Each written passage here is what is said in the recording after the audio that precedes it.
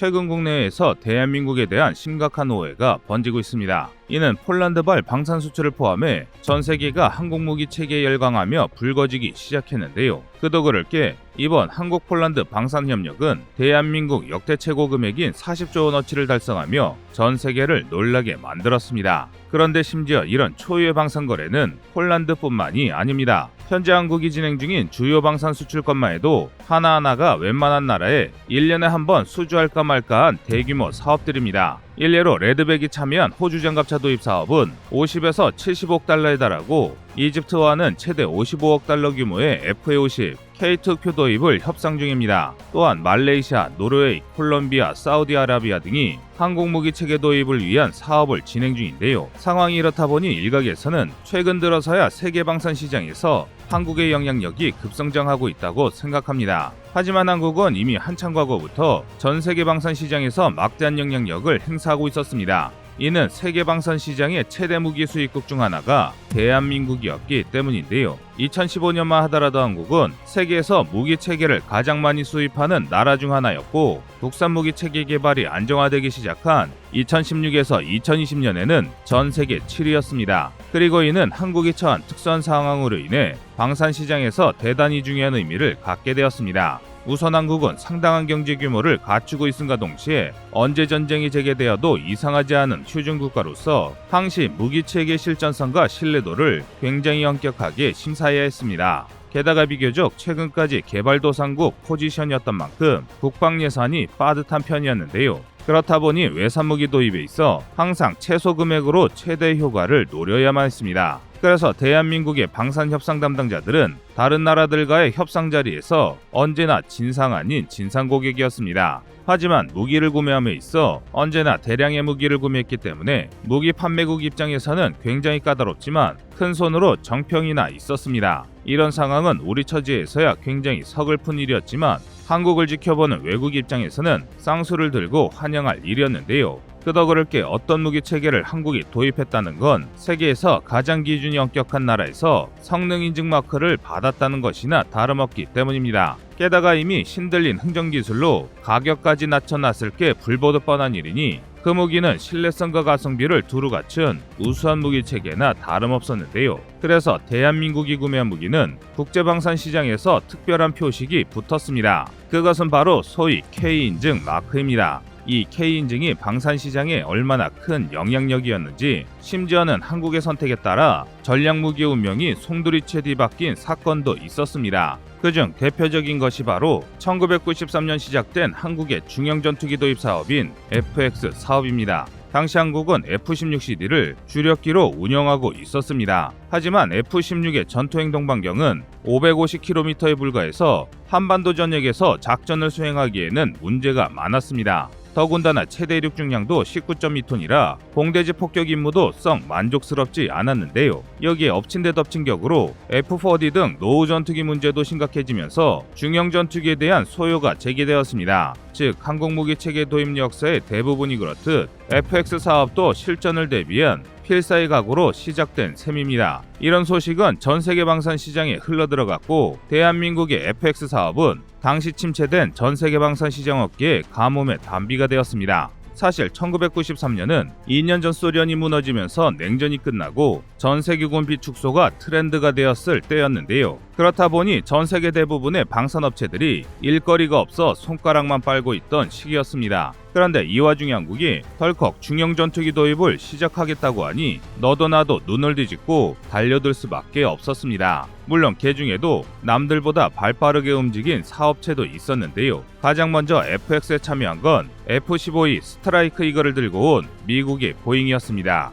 확실히 F-15E는 쌍발기라 신뢰도가 우수했고 전투행동 반경도 1967km에 달했습니다. F-16에 비하면 무려 3.5배 이상이 넓었던 건데요. 더군다나 최대 이륙 중량도 36.5톤에 달해 무장 탑재량도 감히 F-16이 비벼볼 수준이 아니었습니다. 그런데 문제가 있었습니다. F-15E는 최신의 하이급 전투기답게 가격이 너무 비쌌습니다. 오죽하면 미국이 예산이 너무 많이 든다며 F-15E의 추가 도입과 개량을 중단할 정도였는데요. 이 바람에 한순간에 최대 운영국을 잃어버린 보잉은 FX 사업에 실패하면 F-15E 생산 공장 자체를 문 닫아버려야 할 위기에 처해버렸습니다. 그리고 이 절호의 기회를 포착한 대한민국은 신의 한 수를 발휘해 FX 사업에 온갖 경쟁자를 참여시켜 버렸습니다. 이 중에는 러시아 수호이의 수호이 30, 수호이 35와 유럽 EADS사의 유로파이터 타이푼, 그리고 프랑스 다수의 라팔이 포함되어 있었는데요. 즉 당대 네노라는 4세대에서 4.5세대 전투기 대부분이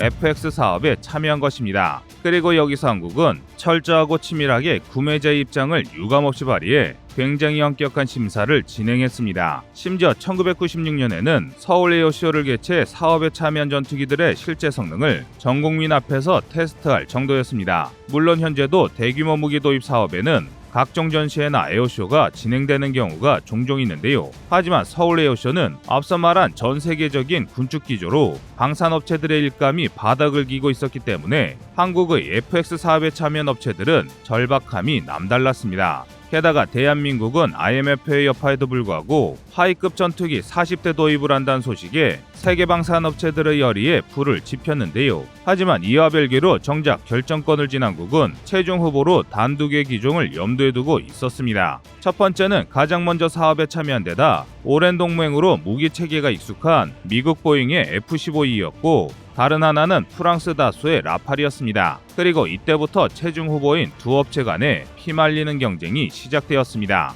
먼저 프랑스 다소는 라팔과 세트로 스칼프 순항 미사일을 제시했습니다. 스칼프 순항 미사일은 관성항법 장치, GPS와 적외선 지형대조 항법을 사용하는 공대지 스텔스 순항 미사일로 사거리만 무려 560km에 달하는 데다 최신의 순항 미사일답게 CEP도 고작 1m에 불과한 초정밀 폭탄이었습니다. 이 정도면 서울에서 북한 전역을 사정권에 둘 수 있는데요. 이 스칼프가 현재 우리 공군에서 사용하고 있는 KPD-350 타우러스 개발에 지대한 영향을 미쳤다는 걸 생각하면 프랑스 다소가 얼마나 이를 갈면서 FX 사업에 참여하였는지 짐작해 볼 수 있습니다. 반면 보잉은 이에 질세라 슬래미알 순항 미사일을 제안했습니다. 슬래미알은 최대 사거리가 270km로 짧았지만 그만큼 중량도 가벼워서 스칼프의 절반 남짓인 674kg에 불과했습니다. 그리고 이는 그만큼 우리 공군이 운영하던 F-16에 사용하기 쉽다는 걸 의미했는데요. 쉽게 말해 새 전투기를 사면 기존에 사용하던 전투기에까지 최신 무장을 달아주겠다는 말과 일맥상통이었습니다. 게다가 미국 보잉은 여기서 한 발 더 나아가 또 다른 초강수를 던졌는데요. 바로 F-15E를 그대로 판매하는 게 아니라 동급 기종 중 성능 면에서는 최강이라는 말이 아깝지 않은 F-15K로 개량해서 넘겨주겠다는 약속이었습니다. 미국은 프랑스 다소가 승부수를 띄었다는 사실을 포착하자 한국이라는 큰 시장을 포기할 수 없어서 자신들의 미천까지 다 드러내는 제안을 했던 것인데요. 이것이 상당히 큰 의미인 게 현재 일본이 사용하는 F-15J 전투기가 F-15E의 구형인 F-15CD형을 다운그레이드하여 면허 생산한 것이기 때문입니다. 미국의 이런 제안은 당연히 한국 입장에서는 호박이 덩굴째 굴러오다 못해 아예 호박밭이 통째로 굴러온 것이나 마찬가지였습니다. 이에 화들짝 놀란 프랑스 다소는 약점으로 지적받던 라팔 엔진을 아예 자신들이 직접 새로 개발해서 추가금 없이 장착해주겠다는 역대급 공약까지 걸어버렸는데요. 또한 이처럼 경쟁이 가열되자 FX 사업은 곧 전국민적 관심사가 되었는데요.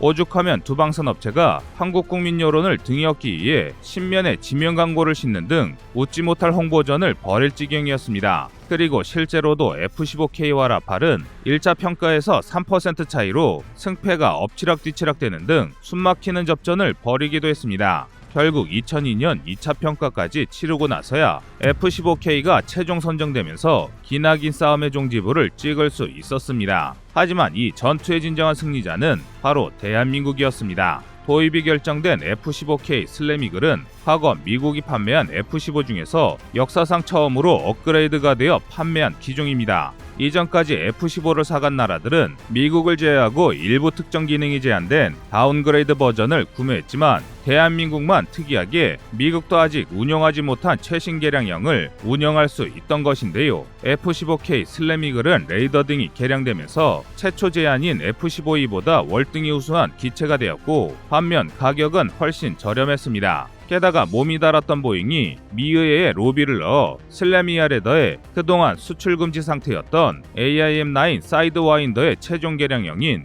AIM-9X의 판매 승인까지 받아내는데요. 미국 공군과 상당수의 무장을 공유하는 한국으로서는 이번 협상은 초유의 대성과였습니다. 물론 그렇다고 보잉이 손해를 본 것도 아닙니다. 한국이 F-15K를 도입하자 숨지기며 상황을 지켜보던 싱가포르와 사우디아라비아가 다이렉트로 F-15 도입을 결정지으면서 다 죽어가던 보잉사가 기사회생하는 기회를 얻게 된 것입니다. 또한 기본 수십 년은 현역으로 사용하는 전투기의 특성상 계속해서 후속 지원이 이루어져야 하기 때문에 추가 수익이 끊이지 않은 건 덤이었습니다. 반면 미국과의 승부에서 패한 프랑스 다소는 전 세계 방산 시장 역사상 최악의 저주를 경험하게 되는데요. FX 사업에서 최종 탈락한 후 라팔은 전투기 도입 사업마다 최종 경합에서 미끄러지는 징크스를 겪게 됩니다. 일례로 앞서 말한 싱가포르의 경우도 라팔을 도입하려다가 한국의 사례를 보고 F-15E로 급손해를 택한 경우입니다. 이외에도 라팔은 리비아, 영국, 모로코, 폴란드 등의 전투기 도입 사업에서도 낙방하다가 마침내 2016년 인도가 도입을 결정하면서 기나긴 인고의 시간을 끝낼 수 있었습니다. 그런데 여기에 재미있는 일화가 있는데요. 그 긴 시간 동안 단단히 억하심정이 배겨버렸는지 프랑스 다소가 단 한 번도 한국의 전투기 도입 사업에 참여하지 않았다는 것입니다. 대한민국은 프랑스 다소가 참가한 FX 사업 이후로 3차까지 FX 사업을 이어갔고 또 KFX 사업까지 진행했지만 프랑스는 이 모든 사업에 불참했습니다. 그야말로 단단히 삐져있던 것입니다. 하지만 한국의 방산무기 도입이 이처럼 철두철미할 수밖에 없는 이유가 있습니다. 그것은 한국의 무기 도입 사업에 전 국민이 우리 군이 도입하려는 무기가 어떤 무기인지 신뢰성은 충분한지 예산을 투자할 가치가 있고 그 과정에서 비리가 숨어있지는 않은지를 매의 눈으로 항상 지켜보고 있기 때문입니다. 이는 정말 세계 어느 나라를 찾아봐도 보기 힘든 특수한 무기 도입 생태계인데요. 보통 무기 도입 과정은 기밀 상황인 경우가 많습니다. 이 때문에 세계 어느 나라든 도입 과정에서 온갖 로비와 비리, 뇌물이 개입하는 게 일반적입니다. 심지어 중동권에서는 로비를 얼마나 많이 하느냐가 도입 기종을 결정짓는 요인이 되기까지 합니다. 하지만 대한민국은 다릅니다. 전 국민이 쌍심지를 켜고 도입 과정을 지켜보는 특성상 이런 장난질은 절대 불가능하거니와 설령 비리가 개입해도 반드시 주동자를 찾아내고 일벌백계를 내리고 있습니다. 그리고 이런 원동력이 단시간 내에 우리 방위 산업을 발전시킨 근본적인 이유이기도 합니다. 어느 국가 조직이든 국민의 관심이 없다면 썩은 물이 반드시 생겨날 수밖에 없습니다. 하지만 우리 대한민국의 현명한 국민들은 군사 및 정치에도 많은 관심을 갖고 참여하기 때문에 다른 국가들과는 차별화된 시스템을 독자적으로 마련하게 된 것입니다. 이상 꺼리투브의 두 번째 미션이었습니다.